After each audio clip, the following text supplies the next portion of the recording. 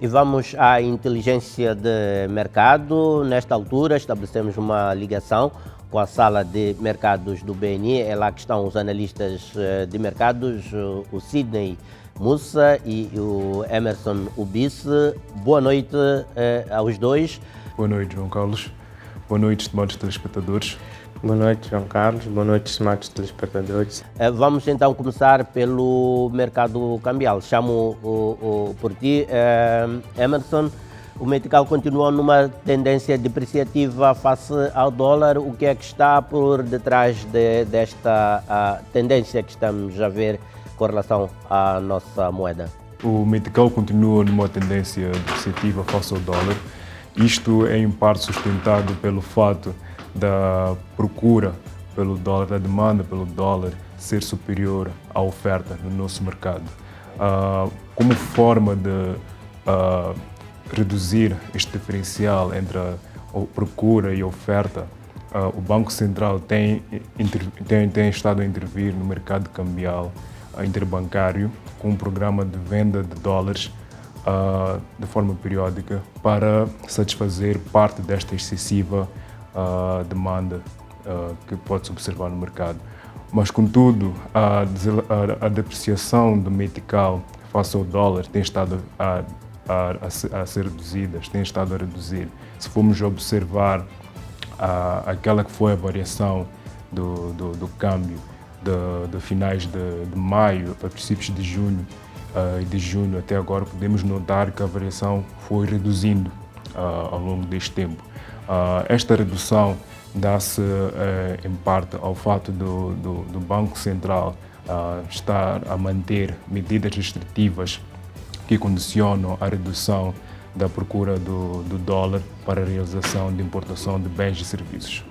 Vendo agora ao nível do mercado internacional, assistimos também a uma baixa volatilidade do dólar. Fatores por detrás desta situação, o que é que está neste momento a condicionar o dólar? O dólar esta semana portou-se de forma pouco volátil, à medida em que os investidores esperavam pelo anúncio, pela divulgação dos dados referentes ao nível de inflação nos Estados Unidos e do posicionamento do Fed e do Banco Central Europeu sobre as políticas monetárias que estas instituições iriam tomar para fazer face ao nível de inflação que seria divulgado. Após a divulgação do nível de inflação na quinta-feira, que foi superior ao nível esperado pelo mercado, notou-se uma depreciação do dólar meio significativa. Isto porque esperava-se que o Fed e o Banco Central Europeu tomassem um posicionamento que mitigasse esta subida do nível de inflação que chega já a níveis pouco desejados.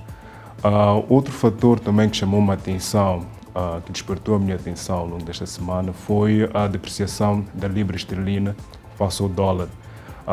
Esta depreciação deu-se após a advertência do chefe de negociações da União Europeia, o Marko Šefčovič.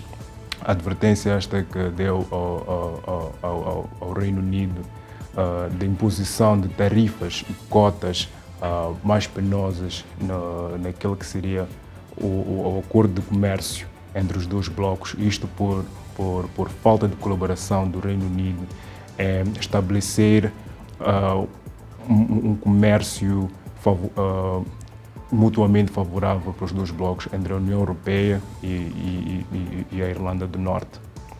Lançamos um olhar agora para o mercado monetário interbancário. Sidney, assistimos aqui a uma certa subida das taxas de bilhetes de tesouro, sendo que as restantes taxas, como a FPC, FBD e a Prime Rate, mantêm-se fundamentalmente inalteradas. Sobre o mercado monetário interbancário, dizer que não houve grandes alterações ao longo da semana em curso e continuamos com as taxas diretoras nos mesmos pontos, tendo a taxa de mercado monetário interbancário situada ainda a 13,25%, a facilidade permanente de depósito a 10,25% e a facilidade permanente de cedência a 16,25%. Temos também a Prime Rate situada ainda a 18,90%. O que vemos é uma relativa subida dos bilhetes de tesouro, né, das taxas de dos bilhetes de tesouro ao longo da semana, o que também pode incrementar a taxa média das obrigações de tesouro. Vamos ao crédito. A economia continua a registrar quedas. O que é que se passa com a alocação de mais recursos para a nossa economia? A economia também, na mesma síntese, não houve grandes alterações. O que se verifica em cômputo geral é uma certa redução do crédito à economia, porque neste primeiro trimestre vê-se uma relativa redução comparativamente ao último trimestre de 2020. Então, isso é mais pelo aumento das taxas giratórias, que limita a circulação do metical no sistema, bem como a concessão de crédito. Relativamente ao mercado de capitais, quais as principais incidências mais recentes aqui na nossa praça financeira? No mercado de capitais já verifica-se alguma oscilação, muito devido à capitalização bolsista. E como disse anteriormente, como as taxas dos bilhetes de tesouro têm registrado subidas ao longo destes meses transatos, né? No mercado de capitais, podemos ver que a média das taxas das obrigações de tesouro subiu ou aumentou relativamente à semana passada para 12,57% e em detrimento dos 12,55% que registramos na semana passada. As obrigações privadas é que não muito alteraram, mantendo-se ainda no mesmo nível de 15,99%. Olhamos agora para as commodities. Volto a si, Emerson. Temos o ouro a ser transacionado a níveis históricos. O ouro esta semana foi transacionado aos níveis de 1.800 dólares por onça, após ter atingido um nível historicamente alto, um nível chave, que é dos 1.900 dólares por onça na semana passada.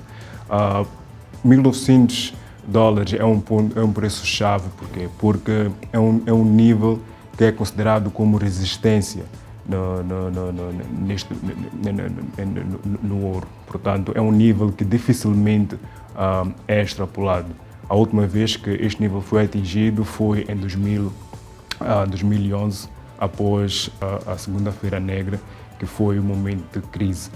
Agora também está em níveis altos por conta da inflação, que tem estado a aumentar, é um momento de crise que está-se a atravessar.